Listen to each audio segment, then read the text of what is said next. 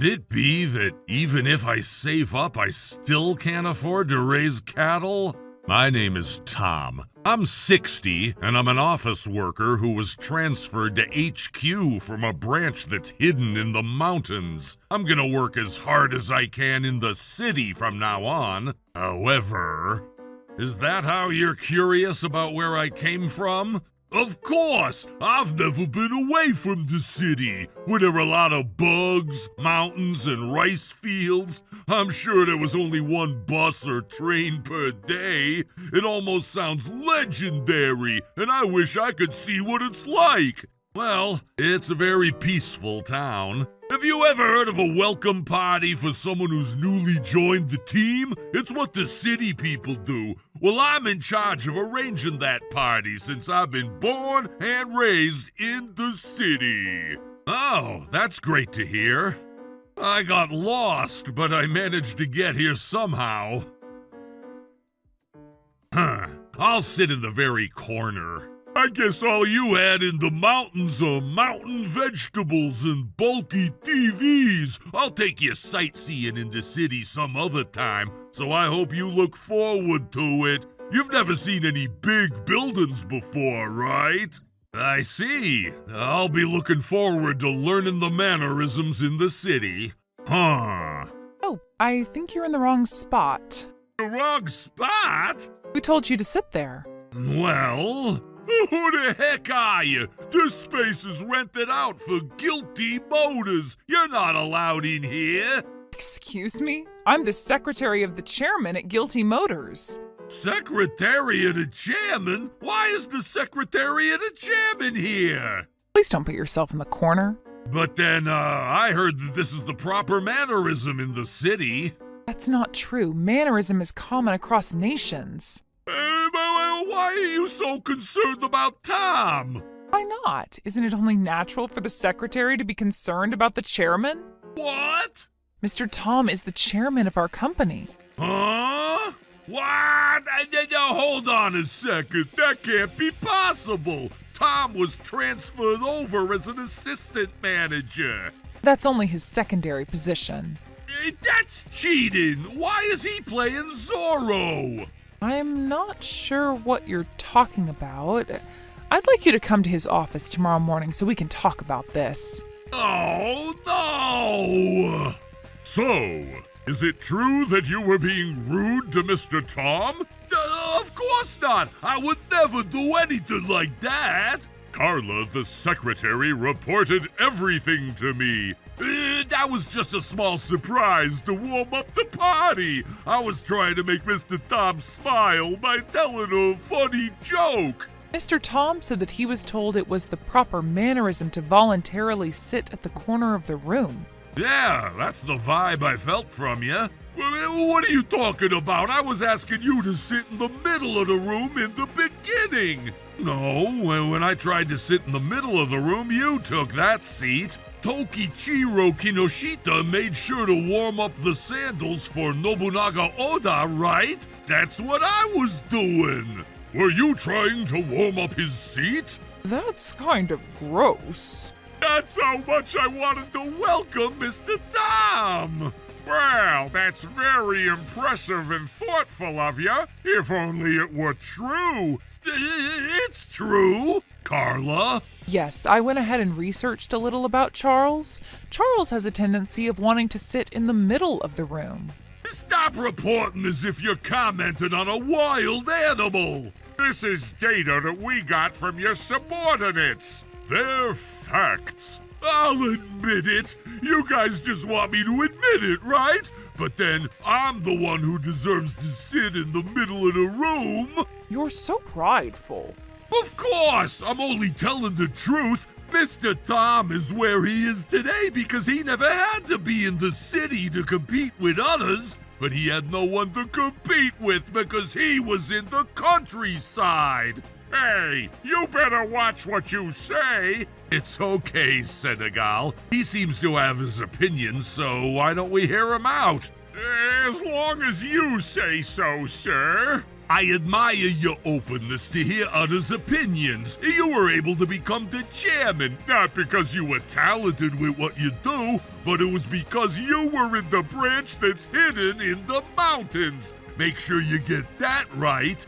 You're making it sound as if you were in a similar work environment as Mr. Tom. You could have been able to easily become a chairman. Let me make it clear. Yes, that's right. You're so confident. In that case, why don't we put you in the same environment as where I came from to see how you do? That's gonna be too easy for me. I'll be accomplishing a lot. So what happens in that case? We'll promise that we'll promote you.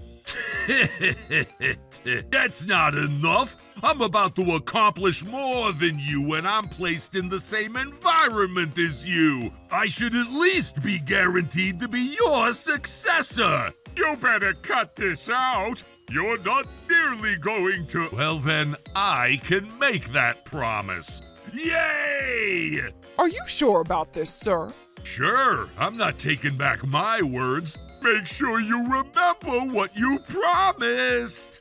Are you sure about this, sir? You shouldn't promise someone like him to be the successor for your position. If Charles ends up becoming the chairman of this company, we don't even know if our business is going to last.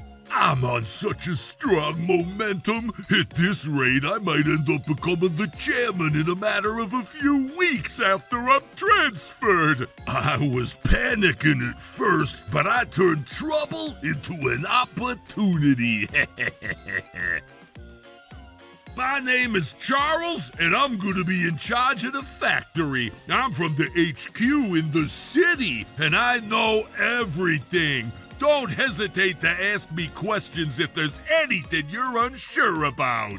Mr. Charles? What? That paint's all peeled off and looking real ugly, but you're just sitting around doing nothing. Folks gonna holler at you if you don't fix it soon. So will you help? What? What exactly do you want me to help you with? I said paint. I ain't got no clue what I'm supposed to do, so you gonna help me out, will ya? Okay. I have no idea what he's trying to tell me. I'll just pretend that I didn't hear him. Don't go acting like you don't know nothing, all right? Okay. What the heck is he saying? I don't know what anyone's saying. I need to be able to speak with them. It's a weekday, sure, but reckon we don't gotta keep quiet or nothing. That's real nice, ain't it? Yeah, sure. I still don't understand what they're saying. But anyway, isn't the business too slow here? And why is that? We used to get a lot of customers even on weekdays. What the heck? Is there an evacuation order in place? Why isn't anyone here? Oh, Mr. Charles, didn't you know? Oh, a precious employee without a dialect. Well, what's going on? Since we're not in the city, we don't get any customers unless we do something about it. What? In that case, we need to do something. Personnel restructuring, huh? Can't be helped. Oh, I'm sorry, we haven't been getting many customers. Since we're not generating any sales, we need to cut down on the cost. But then, you can't let go of all these experienced maintenance techs. Don't worry, I have a bit of experience when I was being trained as I onboarded. If anything happens, I'm here to help. We're short-handed. I never thought about the weekends and I cut down too many personnel. Stewart and I are the only ones here. Mr. Charles, we haven't replaced the air filter for number 3 yet. I know. I'm still working on these brakes over here. Hey, were you the one who repaired my car? Yes. I only asked for the rear brake pads, but why'd you have to switch the front pads? I'm on a tight budget, so you better switch it back to the old pads.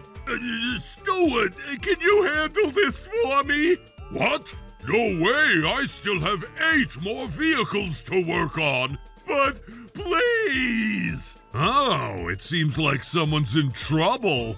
Mr. Tom! I wondered how you were doing over here, so I decided to come visit. Well, you should have told me that you'd be here, but we're handling the business just fine, so don't worry about us. Really? I hope so. Mr. Charles, I need you to help replace the airbag. Oh, okay. Sir, I'd like to excuse myself since I'm very busy right now. I just need to remove this part to get to the airbag, right? Hey, Charles, you're wrong. Huh? Before you remove the airbag, you need to turn off the battery. Battery? The airbag might inflate, so you need to turn it off first. This is common sense. Huh? Also, this client's airbag isn't working, not because there's a problem with the airbag, but I'm assuming it could be due to the deterioration of the battery. Was your name Stuart? Will you please bring us a new battery? Okay. All right, that'll do. Wow, that was fast, and you did it so perfectly. Mr. Charles would spend 2 hours just for oil changing. Hey, what are you going to do about my brake pad? Okay, I can help you. Mr. Tom, you're amazing! Damn it, how dare he stir things up here when I'm struggling over here? Anyway, it seems like this branch is struggling quite badly. Yes, it seems like the business has declined poorly ever since Mr. Charles was assigned to this branch. But there's no one in this area. It's impossible to generate sales at all. Weren't you saying that you'd be able to generate higher sales even if you were placed in a work environment that I've been in? I didn't know that the business would be so slow. To add, I don't even know what the local people are saying because of their dialect. If you transferred me here knowing that I wouldn't have been able to handle this branch, I'm gonna do something about this. Wouldn't have been able to handle? Why exactly are you saying that? Just like you mentioned, I've become the chairman while I've always worked in this environment. You saw what it's like out there. There's no one here. It's impossible.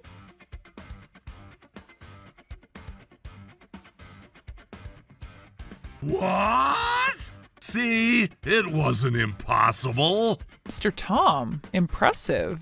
You pretty much stole the credit from me. What? If only I had come up with the same method to drive sales, I would have gotten all the credit.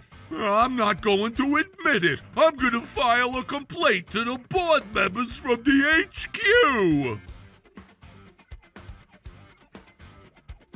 So, you're saying that you would have done well if only Mr. Tom hadn't come visited you there. Is that what you're saying? That's right. He suddenly showed up just to stir things up, so it threw me off and I couldn't handle my job. And I ended up getting a lot of cancellations for our appointments. We ended up losing sales. How are you going to be responsible for this? My promotion was at stake. Are you not willing to apologize for the very last time? Very last time? What are you talking about? I didn't do anything to owe you an apology. Stuart, you can come in now. I'm coming in. Stuart, why are you here? I called him over. Why did you ask him to be here? Stuart talked to me before I left your branch the other day. He had a lot to say about what you've done. What has he done? Stuart, please go ahead and tell us all that you had to say about Mr. Charles.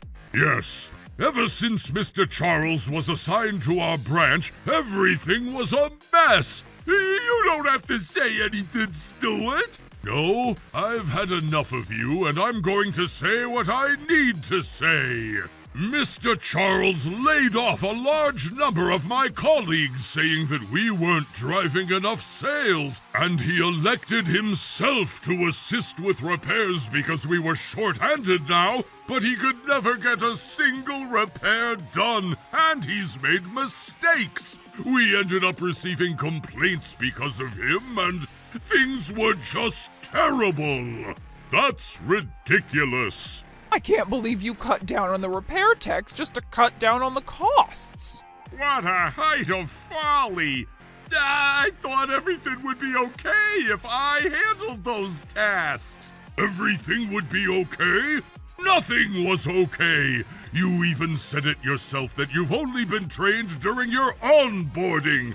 This means that I was technically the only repair tech who was left. I was trying my best, though.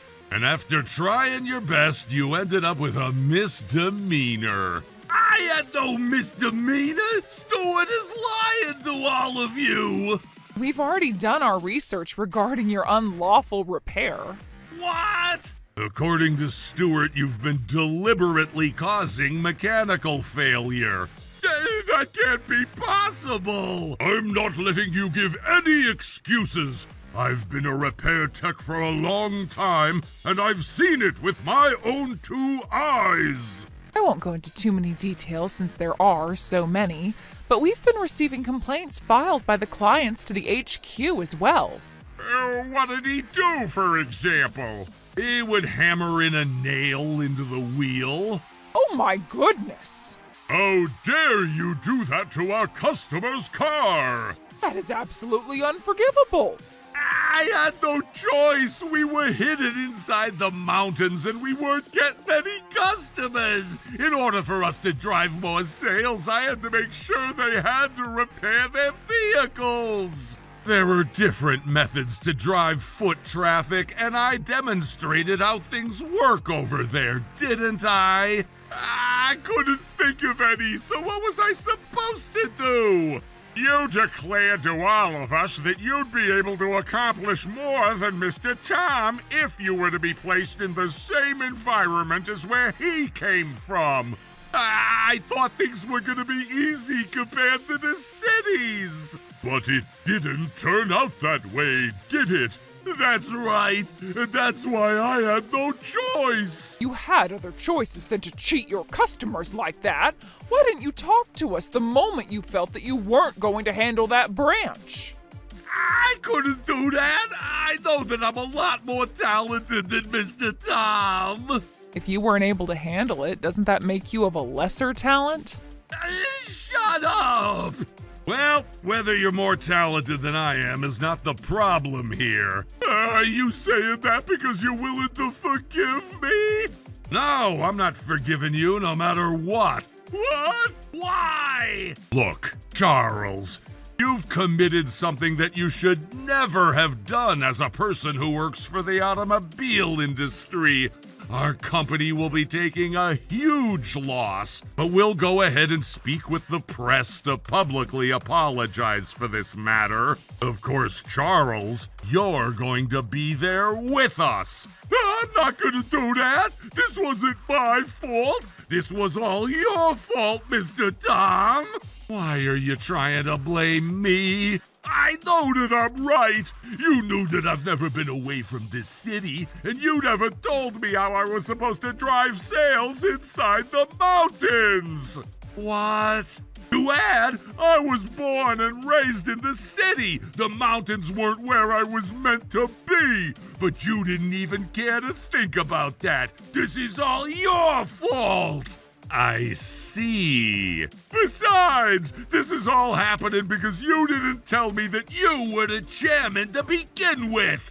If only you had chosen to sit in the middle of that venue, I wouldn't have had to go through any of this. Mr. Tom decided to let you sit in the middle of the room because he was reading the room at that time. To add, I tend to enjoy hands-on tasks. I wanted to work closely with the team, and that's why I chose to take the assistant manager as my second position. But Carla always tells me that I should always sit myself at the appropriate seat during formal occasions. So I just tried to do so that other day too. And that was so deceiving because of you! Oh, is it still my fault to you? You didn't care to realize that you always have a learning opportunity, no matter where you're placed. You sacrificed sincerity over sales, and you're responsible for what you've done. I'm not forgiving you no matter what. Please don't say that. I'm willing to apologize. It's already too late now. Mr. Senegal, Mr. Harold, Miss Michelle. We'll see you at the press conference. Make sure you're ready to pay for the damages. Please don't ever touch any vehicles that exist on this planet. Stuart, you would be willing to help me? An automobile's enemy is my enemy. This wasn't supposed to go this way.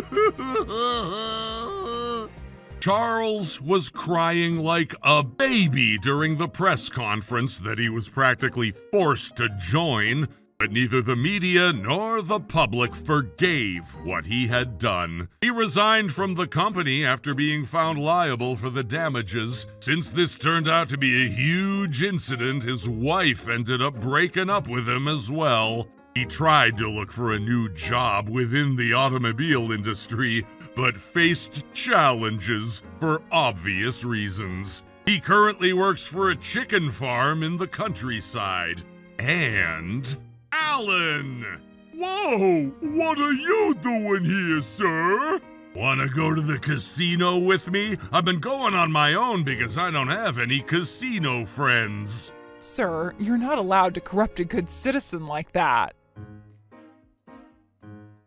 Trouble Busters.